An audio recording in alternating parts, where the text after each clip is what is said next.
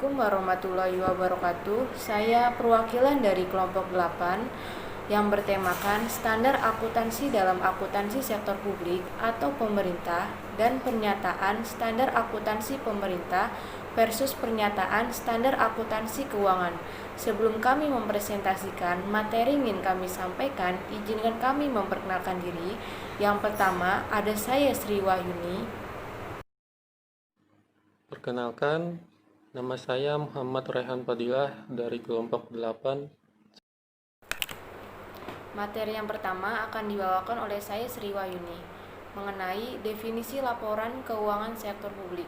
Laporan keuangan sektor publik merupakan suatu presentasi laporan keuangan yang didapat dari segala bentuk transaksi keuangan dalam sektor publik, di mana organisasi sektor publik dituntut untuk membuat laporan keuangan eksternal yang meliputi laporan keuangan formal seperti laporan surplus, laporan realisasi anggaran, laporan laba atau rugi, laporan aliran kas, neraca, serta laporan kinerja dinyatakan dalam ukuran finansial ataupun non-finansial. Terdapat beberapa alasan mengapa perlu dibuatkan laporan keuangan. Pertama, dari sisi manajemen perusahaan, laporan keuangan merupakan alat pengendalian dan evaluasi kinerja manajerial dan organisasi. Sedangkan dari sisi pemakai eksternal, laporan keuangan merupakan salah satu bentuk mekanisme pertanggungjawaban dan sebagai dasar untuk pengambilan keputusan. Organisasi sektor publik diwajibkan untuk membuat laporan keuangan. Laporan tersebut perlu diaudit untuk menjamin atau mencari presentasi di balik laporan keuangan tersebut. Tujuan dan fungsi laporan keuangan sektor publik. Yang pertama, kepatuhan dan pengelolaan. Laporan keuangan digunakan untuk memberikan jaminan kepada pengguna laporan keuangan dan pihak otoritas penguasa bahwa pengelolaan sumber daya telah dilakukan sesuai dengan ketentuan hukum dan peraturan lainnya yang telah ditetapkan. Yang kedua, akuntabilitas dan pelaporan. Laporan keuangan digunakan sebagai pertanggungjawaban kepada publik untuk memonitor kinerja dan mengevaluasi manajemen, memberikan dasar untuk mengamati tren antar kurun waktu, pencapaian atas tujuan yang telah ditetapkan, dan membandingkan kinerja dengan organisasi lain. Yang ketiga, perencanaan dan informasi otorisasi.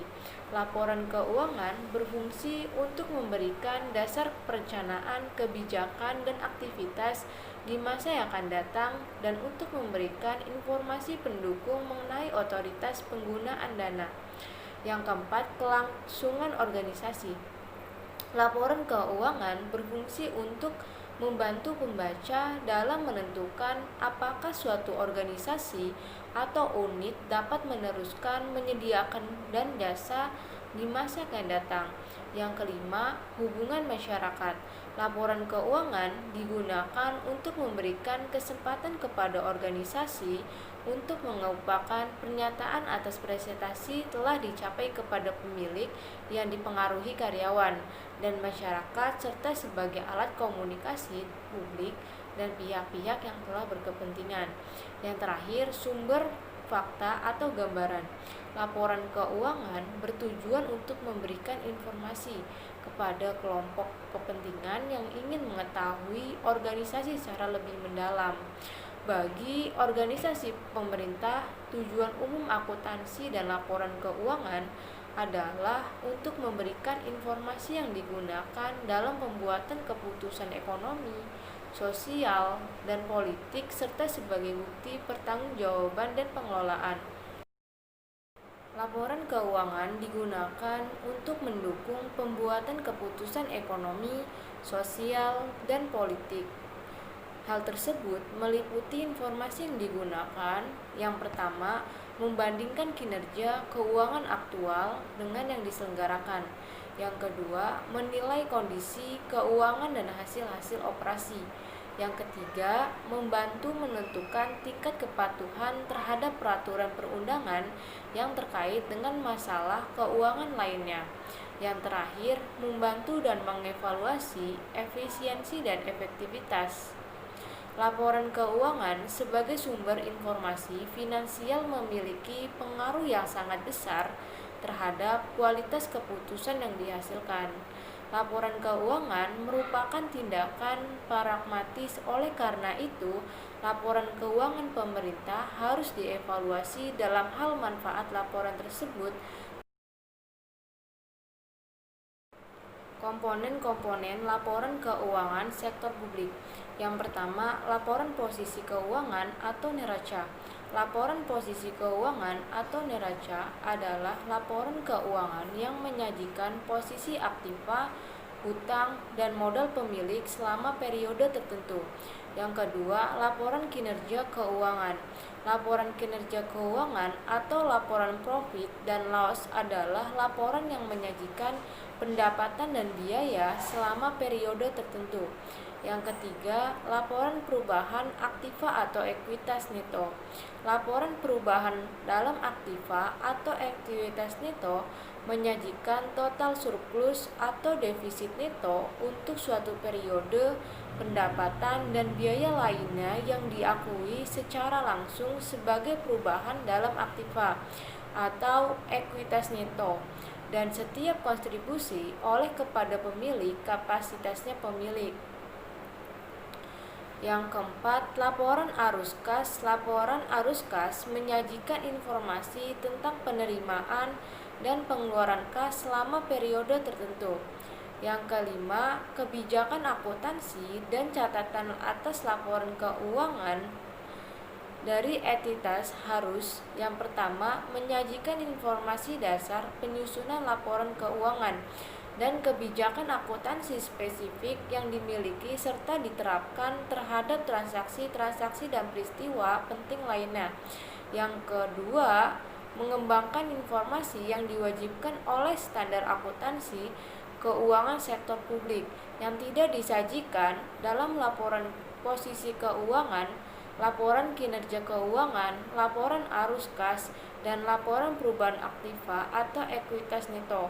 Yang terakhir, menyediakan informasi yang tidak disajikan pada laporan keuangan, namun persyaratannya wajib tetap diterapkan.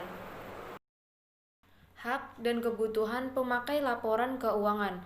Yang pertama, hak untuk mengetahui, yang mencakup mengetahui kebijakan pemerintah. Yang kedua, mengetahui keputusan yang diambil pemerintah. Yang ketiga, mengetahui alasan dilakukannya suatu kebijakan atau keputusan tertentu. Yang kedua, hak untuk diberikan informasi, yang meliputi hak untuk diberikan penjelasan secara terbuka atas permasalahan-permasalahan tertentu yang menjadi perdebatan publik. Yang ketiga, hak untuk didengar aspirasinya.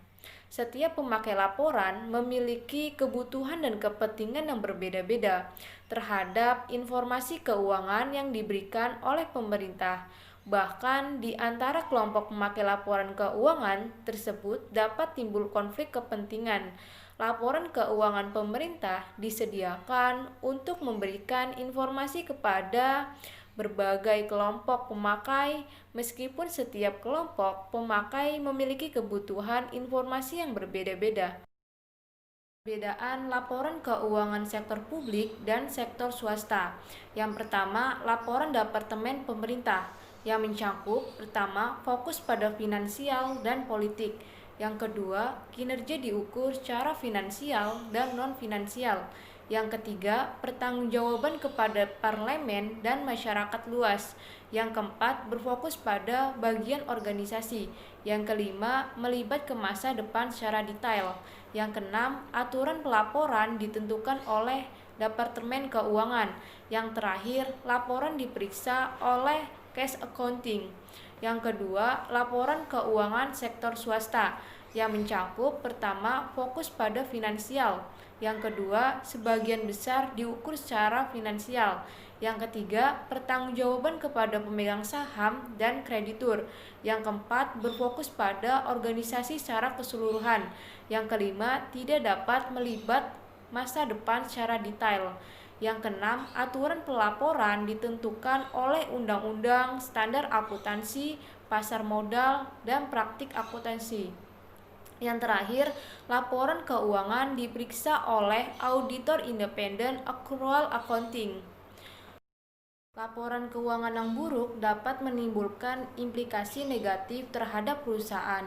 Yang pertama, menurunkan kepercayaan kepada masyarakat pengelola dana publik. Yang kedua, investor akan takut menanamkan modalnya karena laporan keuangannya tidak dapat diprediksi yang berakibat meningkatkan risiko investasi. Yang ketiga, pemberian donor akan mengurangi atau menghentikan bantuannya. Yang keempat, kualitas keputusan menjadi buruk. Yang terakhir, laporan keuangan ini tidak mencerminkan kinerja yang aktual. Pemberian informasi keuangan yang tidak dapat diandalkan akan mempengaruhi kualitas keputusan baik bagi pemakai internal maupun pemakai eksternal. Sistem pelaporan keuangan sektor publik. Yang pertama, dasar kas. Sistem akuntansi dasar kas hanya mengakui arus kas masuk dan arus kas keluar. Akun keuangan akhirnya akan dirangkum dalam buku kas. Laporan keuangan tidak bisa dihasilkan apabila tidak ada data tentang aktiva dan kewajiban. Data yang ada hanyalah pertimbangan kas. Penjualan hanya dicatat saat kas diterima sehingga tidak ada pos piutang. Pembelian dicatat saat kas dibayarkan sehingga tidak ada utang. Penyesuaian saham tidak dilakukan karena akun tidak memperhatikan pencatatan, di mana hanya memperhatikan kenyataan bahwa kas dibayar untuk pembelian. Yang kedua, dasar akrual. Definisi konsep akuntansi akrual sebagaimana tercantum pada SSAP 2 adalah penerimaan dan biaya bertambah dalam jumlah yang sesuai satu sama lain, dapat dipertahankan atau dianggap benar dan berkaitan dengan rekening laba atau rugi selama periode bersangkutan. Yang ketiga, accounting fund. Akuntansi dana merupakan salah satu alternatif sistem akuntansi di sektor publik yang dikembangkan dari dasar kas dan prosedur pengendalian anggaran. Siklus akuntansi keuangan sektor publik. Yang pertama, transaksi merupakan suatu kegiatan yang dapat mengubah posisi keuangan suatu entitas dan pencatatan, memerlukan data, bukti atau dokumen pendukung dalam kegiatan operasi suatu entitas jual beli. Yang kedua, ada analisis bukti transaksi akuntansi. Dalam setiap transaksi selalu disertai dengan bukti pendukung yang berisi informasi tentang kegiatan transaksi tersebut, dan bukti transaksi ini nantinya akan dianalisis kemudian digunakan untuk dasar pencatatan. Yang ketiga, buku jurnal. Pencatatan data transaksi dilakukan oleh bendahara dalam jurnal penerimaan kas, jurnal pengeluaran kas, dan jurnal umum. Yang keempat, pengelompokan dan pengikhtisaran data yang dicatat. Sama halnya dengan posting pada perusahaan swasta, posting dalam hal ini juga mengelompokkan berdasarkan data nama akun yang ada pada buku besar. Yang kelima, penerbitan laporan dan catatan. Selama satu periode akuntansi, transaksi dicatat dan dikelompokkan dalam buku besar yang kemudian sesuai dengan catatan tersebut dibuatkan laporan keuangan yang nantinya disampaikan oleh pihak-pihak yang berkepentingan. Teknik pelaporan keuangan sektor publik. Yang pertama, tahap pencatatan dan penggolongan, yaitu kegiatan pengidentifikasian dan pengukuran dalam bukti transaksi dan bukti pencatatan yang dicatat dalam jurnal. Manfaat jurnal adalah menggambarkan pos-pos yang berpengaruh oleh transaksi, dapat memberikan gambaran secara kronologis. Jurnal dapat dibagi menjadi beberapa jurnal khusus yang memungkinkan pengerjaan oleh beberapa orang secara bersamaan. Apabila terjadi kesalahan, maka akan lebih mudah menemukan dalam jurnal daripada mencari pada buku besar. Yang kedua, tahap pengikhtisaran. Transaksi-transaksi yang sudah dicatat dan digolongkan dalam jurnal, diringkas dan dibukukan dalam rekening-rekening buku besar dalam jangka waktu tertentu. Adapun fungsi dari buku besar secara umum yaitu mengumpulkan data transaksi, kemudian menggolongkan, divalidasi, mencatat penyesuaian terhadap akun untuk mempersiapkan laporan keuangan. Yang ketiga, tahap pelaporan. Data akuntansi yang dicatat dalam rekening-rekening buku besar akan disajikan dalam bentuk laporan keuangan. Penyederhanaan penyusunan laporan keuangan biasanya dilakukan melalui neraca lajur atau kertas kerja. Untuk yang selanjutnya, saya akan membahas pertemuan 16 yang berjudul Pernyataan Standar Akuntansi Pemerintahan versus Pernyataan Standar Akuntansi Keuangan. Standar akuntansi pemerintahan berisi prinsip-prinsip akuntansi yang diterapkan dalam menyusun dan menyajikan laporan keuangan pada organisasi pemerintahan. Ada beberapa manfaat standar akuntansi pemerintahan, yaitu yang pertama, standar akuntansi digunakan oleh akuntan keuangan di pemerintahan sebagai pedoman dalam menyusun data penyajian laporan keuangan pemerintahan. Yang selanjutnya, isi pokok standar akuntansi pemerintahan. Standar akuntansi mengatur hal-hal sebagai berikut, yaitu yang pertama, definisi suatu akun. Yang kedua, pengakuan suatu transaksi. Yang ketiga, pengukuran suatu transaksi atas akun tertentu. Yang keempat, penilaian suatu akun untuk dilaporkan dalam laporan keuangan. Dan yang terakhir, pelaporan dan pengungkapannya. Selanjutnya, saya akan membahas standar akuntansi pemerintahan di Indonesia. Standar akuntansi pemerintahan di Indonesia dikeluarkan oleh Komite Standar Akuntansi Pemerintahan. Dalam sejarah perkembangan standar akuntansi pemerintahan di Indonesia, terdapat beberapa perundangan terkait standar akuntansi pemerintahan, yaitu Peraturan Pemerintahan Nomor 24 Tahun 2005 dan Peraturan Pemerintahan Nomor 71 Tahun 2010 tentang Standar Akuntansi Pemerintahan. Peraturan Pemerintahan Nomor 71 Tahun 2010 merupakan pengganti dari Peraturan Standar Akuntansi lama dalam Peraturan Pemerintahan Nomor 24 Tahun 2005. Peraturan Pemerintahan Nomor 24 Tahun 2005 menggunakan basis pencatatan kas menuju akrual. Peraturan Pemerintah Nomor 71 Tahun 2010 menggunakan basis pencatatan akrual penuh. PSAP nomor 1 penyajian laporan keuangan. Tujuan pernyataan SAP nomor 1 adalah mengatur penyajian laporan keuangan untuk tujuan umum dalam rangka meningkatkan keterbandingan laporan keuangan baik terhadap anggaran, antar periodik maupun antar entitas. Pelaporan keuangan untuk tujuan umum adalah laporan keuangan yang ditunjuk untuk memenuhi kebutuhan bersama sebagian besar pengguna laporan keuangan, termasuk lembaga legislatif sebagaimana yang ditetapkan dalam ketentuan peraturan perundang-undangan. Untuk mencapai laporan keuangan tersebut, standar ini ditetapkan seluruh pertimbangan dalam rangka penyajian laporan keuangan, pedoman struktur laporan keuangan, dan persyaratan minim isi laporan keuangan. Laporan keuangan disusun dengan menerapkan basis akrual, pengakuan, dan pengukuran, pengungkapan transaksi-transaksi spesifik dan peristiwa-peristiwa yang lain diatur dalam standar akuntansi pemerintah lainnya. Ruang lingkup SAP nomor 1 mencangkup pertama, laporan keuangan untuk tujuan umum disusun dan disajikan dengan basis akrual. Yang kedua, pernyataan standar ini berlaku untuk entitas pelaporan dalam menyusun laporan keuangan, suatu entitas pemerintah pusat, pemerintah daerah, dan laporan keuangan konsolidasi tidak termasuk perusahaan negara atau daerah. Tujuan laporan keuangan.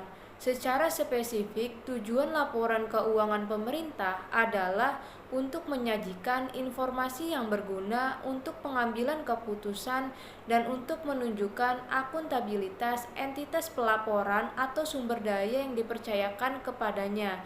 Dengan pertama, menyediakan informasi mengenai sumber daya ekonomi, kewajiban ekuitas perusahaan. Yang kedua, menyediakan informasi mengenai perubahan posisi sumber daya ekonomi, kewajiban, dan ekuitas perusahaan. Yang ketiga, menyediakan informasi mengenai sumber, alokasi, dan penggunaan sumber daya ekonomi. Yang keempat, menyediakan informasi mengenai ketaatan realisasi terhadap anggaran. Yang kelima, menyediakan informasi mengenai cara entitas pelaporan memadai aktivitasnya dan memenuhi kebutuhan kasnya. Yang ketujuh, menyediakan informasi mengenai potensi pemerintah untuk membiayai penyelenggaraan kegiatan pemerintah.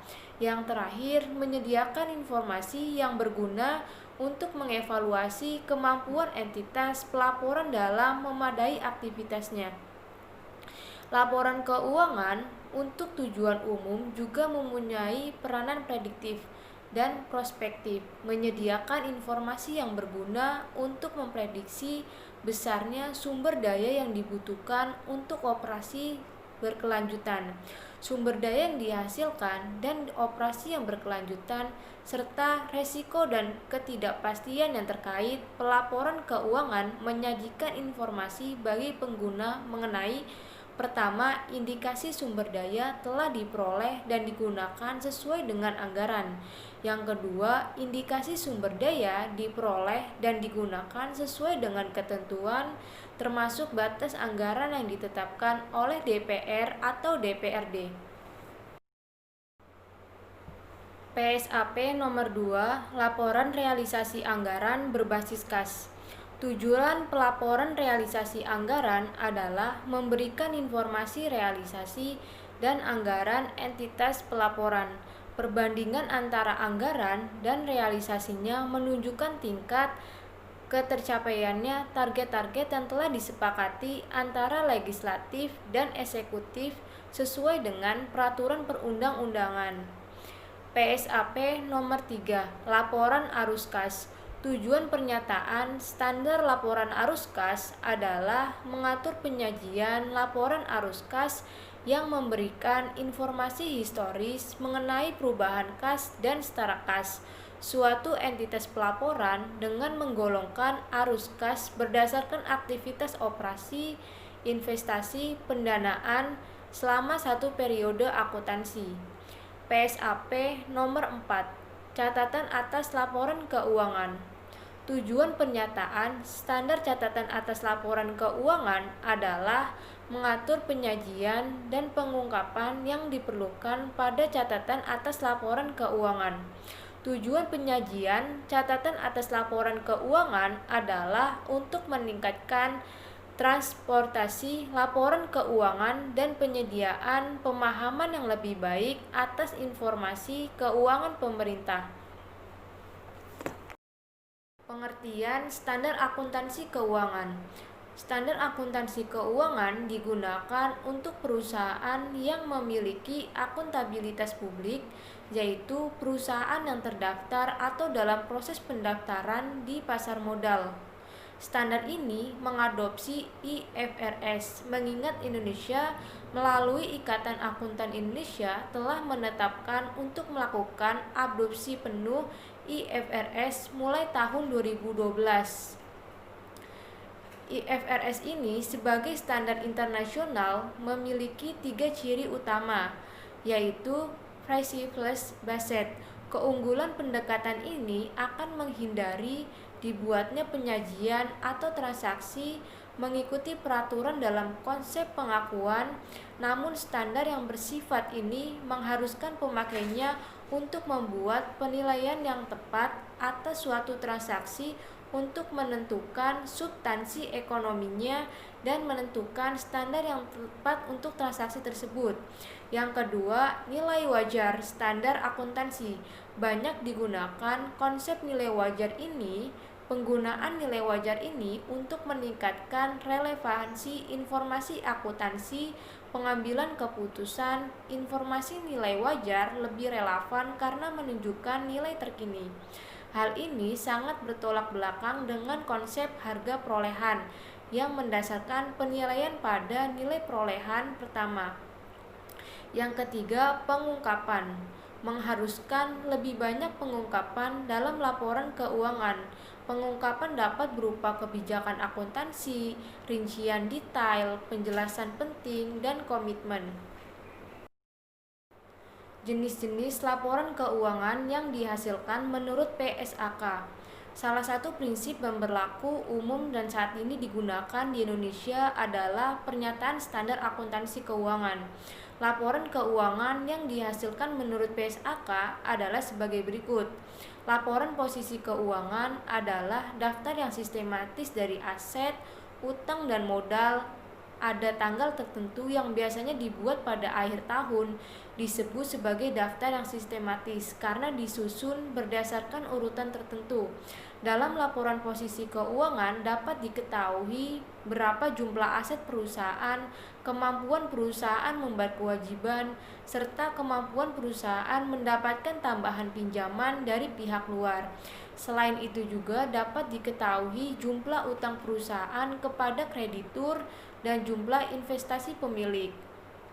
Yang pertama, laporan laba rugi dan penghasilan komprehensif lainnya adalah ikhtisar yang mengenai penghasilan komprehensif dalam satu periode, mencakup pendapatan dan beban suatu perusahaan pada periode tertentu, sehingga dapat diketahui beberapa laba yang diperoleh dan rugi yang dialami. Yang kedua, laporan arus kas. Dengan adanya laporan ini, pemakai laporan keuangan dapat mengevaluasi perubahan aset neto perusahaan, struktur keuangan, dan kemampuan perusahaan untuk menghasilkan kas di masa yang akan datang.